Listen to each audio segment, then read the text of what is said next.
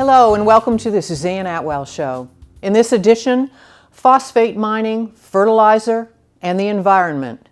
A story about natural resources, corporate accountability, and failed regulatory policies. The history of phosphate mining in Florida is as old as citrus farming and cattle ranches. The earliest record of phosphate mining in Florida dates back to 1883. News of the discovery created a phosphate boom that attracted thousands of prospectors and speculators. By 1894, more than 215 phosphate mining companies were operating statewide. High-grade phosphate found along the Peace River in Polk County led to a massive land grab scheme that led to the acquisition of 43 miles of Peace Riverfront property. The Bone Valley region in central Florida contains the largest known deposits of phosphates in the United States. The area includes Manatee, Hillsborough, Hardy, and Polk counties. Much has changed since then, but phosphate mining and fertilizer production in Florida is still big business. According to the Florida DEP website, there are 27 phosphate mines in the state covering more than 450,000 acres. 9 of the mines are still active, 9 are reclaimed. Mining in Florida disturbs between 3,000 and 6,000 acres a year. Florida is a domestic leader in phosphate production, and the Mosaic Company, the largest producer in the state and one of the largest in the world. In 2016, a massive sinkhole owned by Mosaic released millions of gallons of radioactive water, threatening wells in nearby Mulberry, Florida. Mosaic spends a lot of money on advertising and media, presenting a green-friendly public relations image. They are also active in campaign finance. According to the Federal Election Campaign website, they donate to local political leaders, including U.S. Representatives Vern Buchanan and Greg Steube. According to geodata on the state EPA website, in 2019, there were 22 gypsum stacks in Florida. Waste created when phosphate is turned into fertilizer is toxic. The waste is piled up in so-called gypsum stacks, which are dotted across central Florida. Gypsum stacks are like ticking environmental time bombs. One of those bombs went off recently at Piney Point. The full environmental impact will take months to evaluate. Sadly, this was a failure that should never have happened. The leak at a reservoir of an old plant in Manatee County resulted in the discharge of over 200 million gallons of nitrogen-rich toxic waste into Tampa Bay. Nearby residents had to be evacuated, and now the state of Florida is having to pick up the tab to close the site. The current estimate, over $100 million. To find out more on Piney Point and the phosphate industry in general, we turn to a leading environmental advocate and chairman of Minnesota 88, Glenn Compton. I want to start with the history of phosphate mining in Florida. It goes really way back to the original ranchers, citrus farmers. But the water quality, population, and the economy are dramatically affected and very different. So does phosphate mining and waste from the process of making fertilizer fit with the future of Florida? I have to say no, obviously, but to understand the phosphate industry, you have to go all the way back into the 50s and 60s, where the economy was more dependent, Florida's economy was more dependent on phosphate mining than it is today. Today, it's not important, it's none of our state product that we put out. So over time, decades, phosphate industry has become less and less important to the economy of Florida. And I probably project 50 years into this, it's not going to be important at all, because we don't have that heavy resources and reserves left. It's going to be a long-standing industry that's going to be here for a long time. What they are going to leave behind is something that we're dealing with right now, such as what's happening at Piney Point. So the real legacy of what the phosphate industry is leaving behind is not a good economy, but a mess to clean up. So Piney Point is not the first phosphate-related crisis in Florida. It seems we keep making the same mistakes. And the only thing that changes is which part of the phosphate bomb explodes. Would you call that an exaggeration? Not at all. Really, to understand what's going on in the state of Florida, you have to look at the three different processes that the phosphate industry does. You have the mining impact at the beginning, which in and of itself is devastating to the environment and to the public's health. Then you have the fertilizer production, which is taking the ore that is mined and then turning it into fertilizer. And then you have the waste disposal problem, which is phosphogypsum, which is highly radioactive, and it's toxic, and not only toxic to the environment, but to human health. So the industry stacks it up in large stacks called gyp stacks. Now, unfortunately, what's happened is that you have these three different processes, and they're not related in the permitting of the entire industry. So you can get a mining permit without having to disclose how much hazardous waste you produce at the end and where you will dispose of it. And hopefully what will happen as a result of this catastrophic event that's occurred at Piney Point is that we'll start to see that there are real loopholes in the regulation of this industry, and we have to take an overall look at it, not just look at it in piecemeal parts as is done now. And the state EPA has not taken the lead in fixing the problem. So some would say, have they dropped the ball? Most definitely. There's a couple of significant mistakes that were made when the Florida Department of Environmental Protection acquired it through bankruptcy. They planned all along to have one of the stacks drained and then lined and then put the dredged material from Port Manatee into that stack. That's the stack that is leaking. And that was a huge mistake because a phosphogypsum stack was never designed to hold a dredged material, but that's what the DEP pursued and allowed for the current owners to maneuver to do. And what we found out the hard way is that you shouldn't be using a phosphogypsum stack for anything. These are wastelands, and they should be capped and they should be covered, and unfortunately they'll be radioactive for thousands of years, and they should be just set aside and forgotten about in terms of trying to put it into some kind of beneficial use. We learned a hard lesson. There's no such thing as a beneficial use of a phosphogypsum stack once it's done its job. Okay. The refining of fertilizer under the current state regulations is profitable global business, but tourism in Florida dwarfs phosphate mining. Absolutely. Protection of our resources are far more important for our economy than to allow for the phosphate industry to continue to operate in the way that they have in the past. It's a temporary industry that we have in Florida. It's not going to be here long term. The only reason that the phosphate industry is here is because it's easy for them to get to the ore, which is only 20 to 40 feet below the ground. In other parts of the world where there is phosphate, they have to go much deeper, and it makes it less profitable for them to pursue those avenues. So Florida is got a cursing and a blessing. Okay, it does have phosphate, and phosphate is needed in order to produce fertilizer to grow crops. But we also waste that resource, and it's something that shouldn't be wasted on such things as grass growing in somebody's lawn, and also shrubbery and landscaping. But once it gets to a point where they can no longer get the ore easily, they're moving on. Sure. And again, we're finding the legacy that they leave behind is one of phosphogypsum stacks that the public and the taxpayers are going to have to deal with for a long period of time. The legal issues regarding corporate responsibility and state regulations are not unique to Piney Point. Respected local attorney and Suncoast Waterkeeper founder Justin Bloom explains.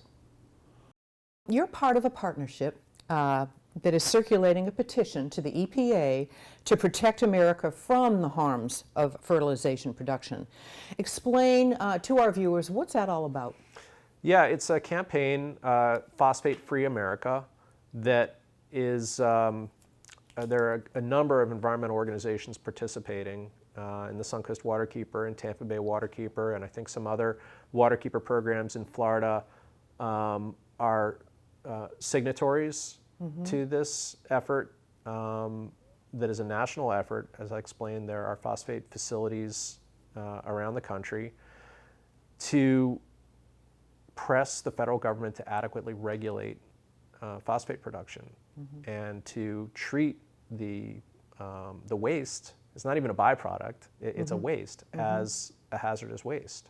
So we're asking them to categorize it and regulate it as such. And right now, we're at a time where I think corporations have the upper hand in setting the tone, particularly in Tallahassee. It is a industry-friendly environment. And so I think that there are really good environmental protections on the books. They flow from the federal laws, these foundation laws, Sure. and they flow down to the states and to local communities. And though there have been efforts, and some successful, in weakening those regulations and protective provisions, they're still there, and there's still this framework that is not being properly followed. As I'm sure you know, the Mosaic Company is the largest producer, U.S. producer of potash and phosphate fertilizer. It's a mining company all over the world, and guess what? They're located right here in Tampa. They like to market themselves beautifully, as you see their beautiful ads on TV. They have a high budget for their TV ads, and they claim in most of these ads that they are stewards of our environment. So what is the real story? I think it's a classic greenwashing campaign, and they're very effective in advancing their image as a steward of the environment through their advertisements, their sponsorships of environmental, seemingly environmental organizations. So I don't think that it's an adequate reflection of what Mosaic is all about. They're a mining company. Explain greenwashing. I know I've heard that term. The term is particularly applicable to inherently polluting corporations that want to change their image. So like whitewashing, they're greenwashing. They're presenting an image to the public that doesn't necessarily represent what their goals and objectives are to advance their goals and objectives to make money, not necessarily protect the environment. I do think that there are many people at Mosaic and other companies that really want to protect the environment. And I think that they have not only a big advertising budget, but they have a big budget that goes towards reclamation efforts. And I think they're developing some promising techniques to mitigate the damage.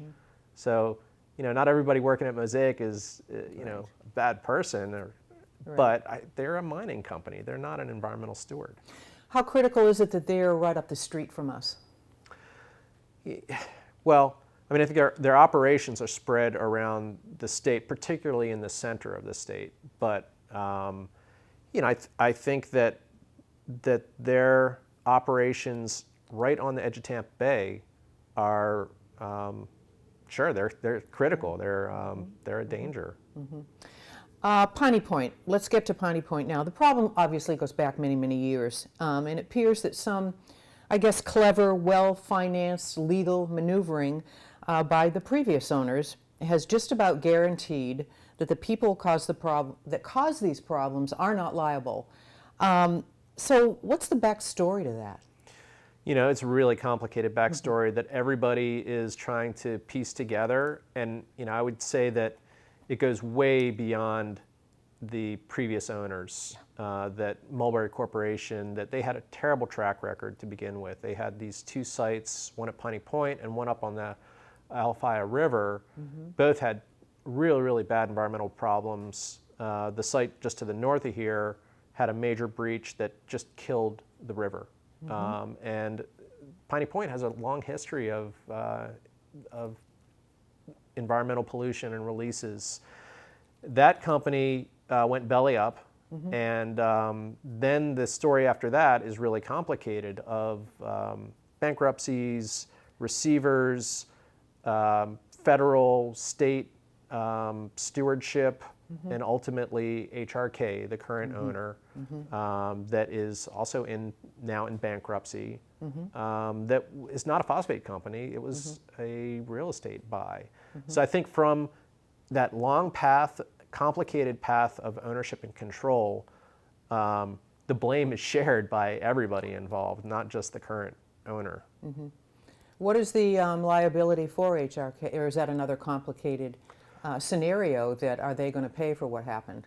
Well, there's obvious liability. They're the owner and in direct control. The question is whether or not they have the deep pockets to be able to pay for the damage and to ensure adequate closure. And I think the answer is probably no. I mean, they're in bankruptcy, and I think it's a safe assumption that you and me and the viewers are going to be helping to foot the bill here. It's up to the citizens, I think, especially when you have very powerful corporate interests like Big Phosphate, like Mosaic, to make their voices heard. And so some of the things that we, environmental organizations, can do, like Suncoast Waterkeeper, is to amplify their voices and to help create a platform for an alternative message rather than big business rules, to really also kind of change the perspective of, like, look at the true cost of pollution. And we're seeing it play out in our bay, in our estuaries. We're seeing the costs of pollution and the degradation and the deterioration of our water quality, which is basically the foundation for our economy. So we're loving it to death, we're using it to death. We're seeing significant declines in habitat values and water quality in Sarasota Bay Estuary, Tampa Bay Estuary, and beyond. Justin is right. It really is up to all of us to make our voices heard, hold lawmakers and corporations like Mosaic accountable.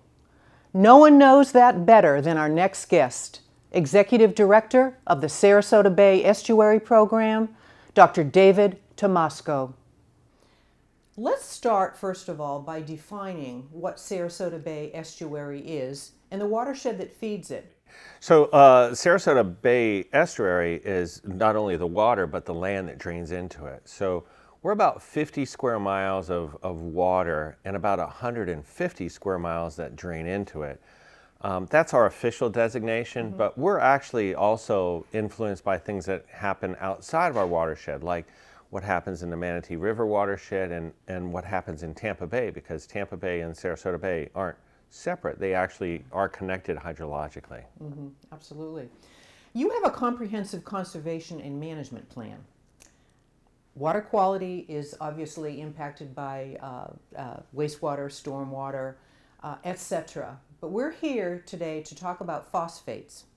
What should the public know about the threat of phosphates in the Sarasota Bay area? So if you've ever been out in that area, you'll see these tanker trucks full of molten sulfuric acid. The sulfuric acid is treating the clay that has the phosphorus, and it replaces the phosphorus. So you have phosphoric acid, basically, and calcium sulfate. And calcium sulfate is gypsum.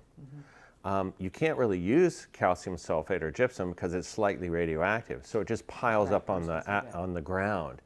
So the process that you have of getting the phosphorus available results in calcium sulfate or gypsum and liquid phosphorus fertilizer. And then that is transported somewhere where it's typically combined with nitrogen from the atmosphere to make diammonium phosphorus, which is fertilizer that's shipped around all over the world. And the nitrogen is particularly problematic to us because our waters around here, in part because there's so much natural phosphorus, are sensitive to nitrogen. So if you add a pound of phosphorus to Sarasota Bay, you're probably not going to have much of a problem. If you add a pound of nitrogen, you will have an algal bloom. And that Piney Point added about 200 tons of nitrogen in 10 days to Tampa Bay. The problem with Piney Point is particularly bad because the ownership, went bankrupt and no one took responsibility to close it down once and for all. And that includes private and public sector agencies, So I think the problem with Piney Point, to me, is that no one took ownership of fixing it, and that's what we need to do. And that will be a way to make that problem, not be something we revisit 20 years from now, just like we revisited this 10 years after the last time we dealt with this. How would you make sense out of all that as a scientist at the Sarasota Bay Estuary Program? Sarasota Bay has its challenges right now. The southern part of the bay has lost all of the seagrass increase we had from 1980s to about 2014. We had about a 30% increase in seagrass coverage because we were doing the right things on wastewater and stormwater. All that increase, which was known across the world, that's gone. And so we're back to where we were in the 80s in the southern part of the bay. In the northern part of the bay, we were doing pretty good until that last red tide, 2018-2019 red tide. And that knocked us back by about 2,000 acres. That's about a 20% decline. So we have our seagrass coverage in Sarasota Bay, which is a good indicator of the health of the bay, is back to where we were about 15 to 30 years ago, depending upon where you are in the bay. So we have our challenges. And the last thing in the world we need is to have red tide match up with Piney Point nitrogen load. If that happens, I'm not sure how we recover from that or how long it would take.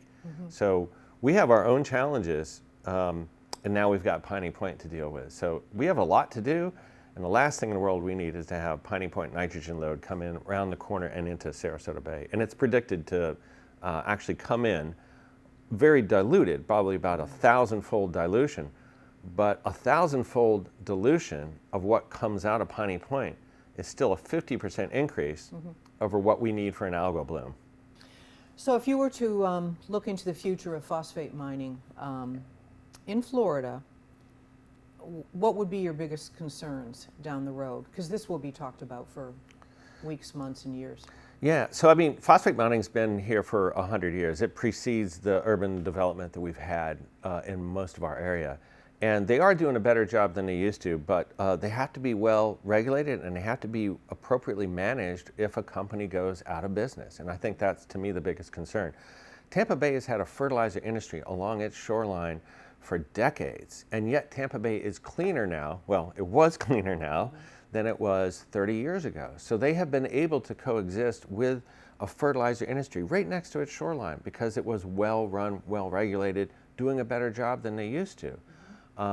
Piney Point is a challenge that actually hasn't been met for decades, and that is, what do you do when people walk away from fixing this problem? And that's what's happened. It's the private sector, it's the public sector. A lot of people have let us down. A lot of people have let us down, and when that happens, local small business owners are hit hard. Perhaps none more than those who depend on the Bay and the Gulf to make a living. Case in point, local fishing charter captains. My concern is that we're adding fuel to a fire that's already raging out of control. The nutrient loading in Tampa Bay is excessive already.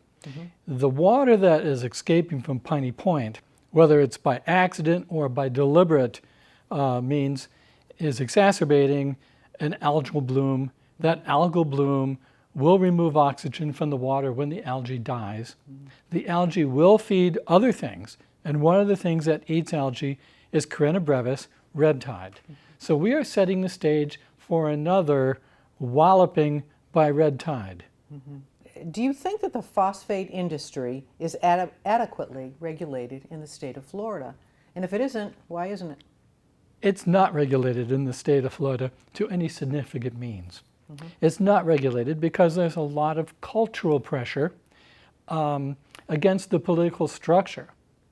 So if you're a governor and you want to get reelected, you need money. And a lot of money comes from the Cargill family. A lot of money comes from the basic underpinning mining industry in Florida to elect people who will be malleable. Now, the state of Florida has some regulation of mining, but the most significant regulation that is missing is a regulation that would demand sufficient solvency of mining corporations so they can fix the problems they will eventually cause. And the problems they're eventually causing, and always do everywhere, not just in Florida, but everywhere. When you mine, you create toxic environments. And those toxic environments are not priced into the product that is being sold. What's happening is they're taking this toxic product liability. In Piney Point, of course, it's acidic, radioactive, nutrient-rich water, and they're foisting it on taxpayers. And this is considered a good idea by the governor we have now. A good idea. He's great at closing the barn door after every horse is in the highway getting hit by trucks. The state of Florida needs to regulate mining the way banks are regulated by the federal government. Banks have stress tests, financial stress tests. So if we hit a hard patch in the economy, the bank has enough money to remain solvent. Mines need to be stress tested. They need to be able to know that with every shovel of dirt they dig out of the ground, they can restore that ground and make it environmentally healthy. And if they can't pay for that, they can't mine. My stress test would have made Piney Point economically fixable by the mines themselves, and not by you, not by me, because we have to do it now, because they left. They left town. What would you say to your representative in Tallahassee right now? I'd say get a spine. Get a spine and stand up to the mines. Mining can be done correctly, but it needs regulation. I would say if you can't stand on a platform of environmentally sound mining, get off the platform. You're unfit for government. Nature can fix itself, but we got to stop kicking it when it's down. You got to give it to Captain Wayne. He tells it like it is, and I have to agree. We do need tougher regulations. Phosphate miners need to demonstrate and prove they have the financial ability to pay for cleaning up disasters like Piney Point. Equally important, we need federal regulations that link phosphate mining and fertilizer production so that the cost of cleaning up and removing toxic waste, like photogypsum, is built into the cost of operating a mine.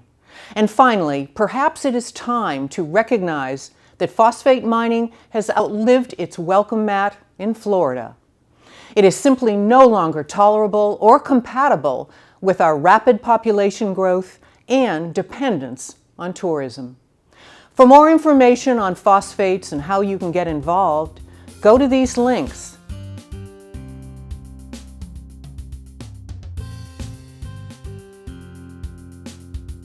And you can always see this episode and all our previous shows on my website, Facebook, and YouTube pages. That wraps up another one. I hope you learned something and enjoyed the show. Thanks for watching. Until next time, I'm Suzanne Atwell. See you around town.